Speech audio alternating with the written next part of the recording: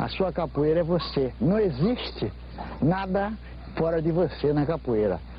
Durante o jogo você exterioriza só os seus reflexos, seus apetites, sua personalidade integral, desprovida da maioria dos preconceitos.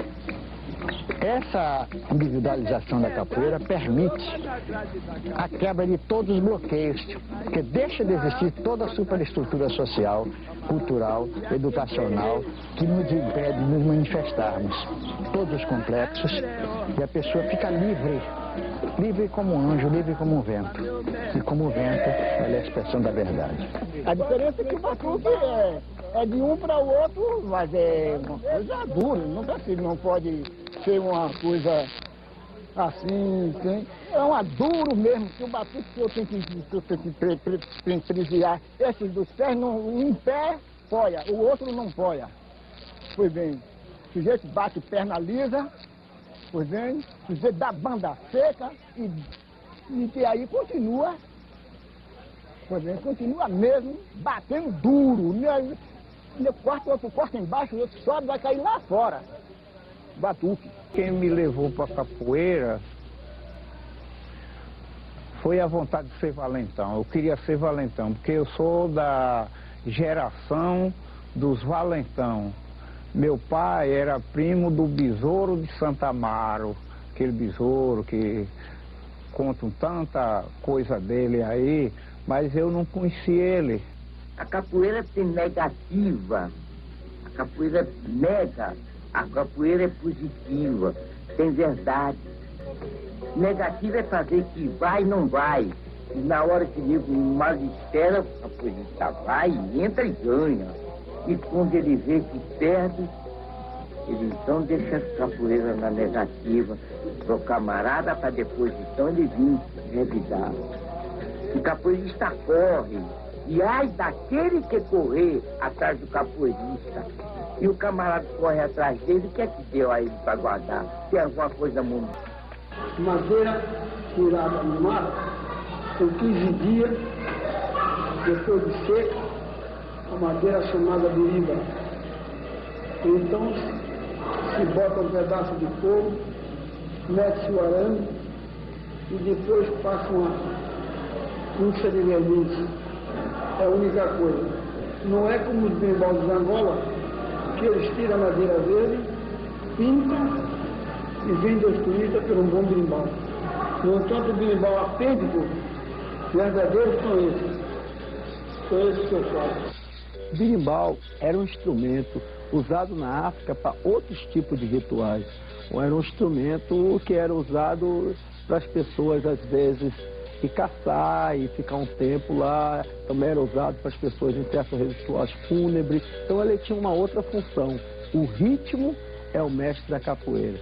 Então o berimbau, como comanda o ritmo, o berimbau passa a ser o mestre. Antigamente o tambor, né, era quem comandava o ritmo. Então o tambor era o mestre de capoeira, assim como no candomblé.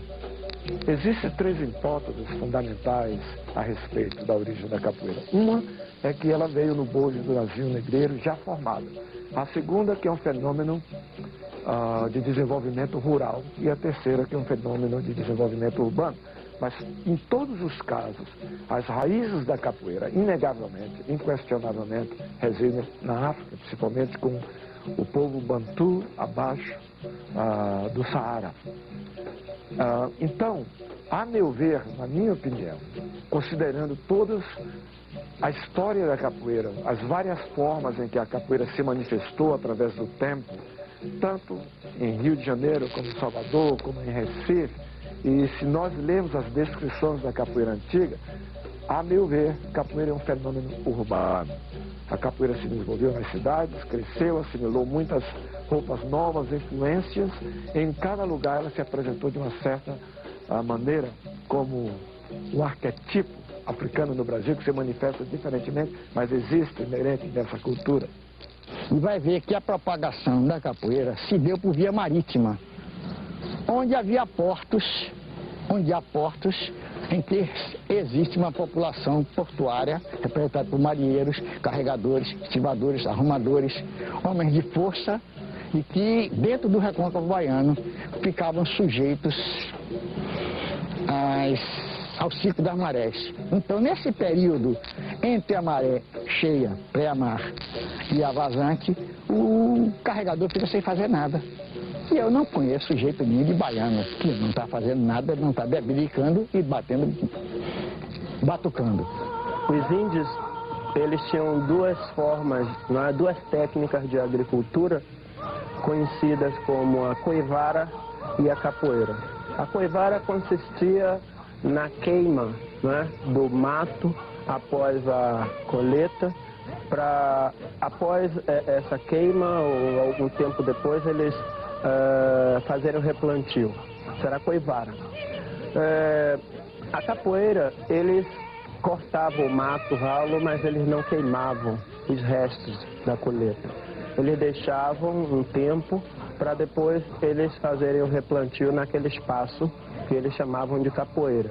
E nesse mesmo espaço era onde os escravos eles praticavam o ningulo.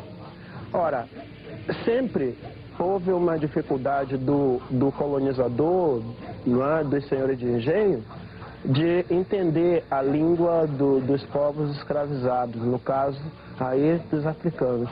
E eles chamavam a prática que os escravos estavam fazendo naquele local, eles chamavam pelo nome que tinha o espaço físico, capoeira. O ningolo é uma dança ritual da tribo dos Mucopi, em Luanda, Angola, que dois jovens disputavam pela moça durante a iniciação, né? E aí, esses jovens, quando vieram para o Brasil como escravo, eles usaram essa dança e se transformou no que a gente chama de capoeira hoje. Mas hoje em dia, com algumas outras pesquisas que eu tenho feito e vários outros lugares que eu tenho pesquisado, eu descobri que não é simplesmente o ningolo, né, que é parte da capoeira.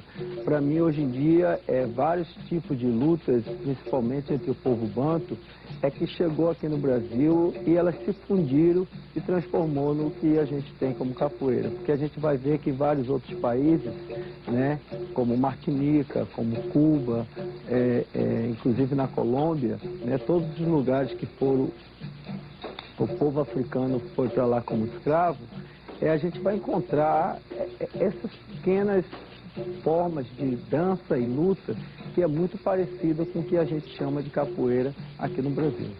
Como o próprio mestre Pastinha colocava, que a influência direta da capoeira está dentro do samba de caboclo, as pegadas do caboclo, ele chamado as piculas, que eram os dribles de corpo para poder enganar nosso adversário. Temos a inteligência marcante do negro, onde ele sempre foi estrategista para poder conseguir sobreviver. Ele sempre criou artifícios para poder enganar toda uma situação e se manter vivo no espaço. E temos também a ginga malandra do índio, ou a ginga malandra do português, do fadista, que é o cara, aqueles elementos que viviam nos portos, inclusive os introdutores da arma branca na mão do capoeira. E a gente sabe que a navalha, que foi uma das armas mais poderosas que o capoeira tinha, além das suas pernas, suas cabeças e seus braços, era a navalha, que acompanhava eles dia a dia. A capoeira moderna é uma coisa mais sociável, uma coisa menos negra, enquanto a capoeira antiga era uma capoeira mais brigadora. Eles estavam se preparando para sobreviver nesse meio hostil. Essa é a influência maior do negro dentro da capoeiragem. E do índio, esse se perdeu com o tempo porque ele ficou na mata.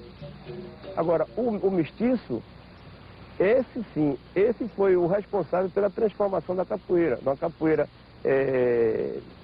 brigadora, violenta, combativa, para uma capoeira sociável. Essa capoeira doce, meiga que a gente tem hoje, principalmente no que se refere à capoeira Angola, que é uma coisa lúdica, é só poesia.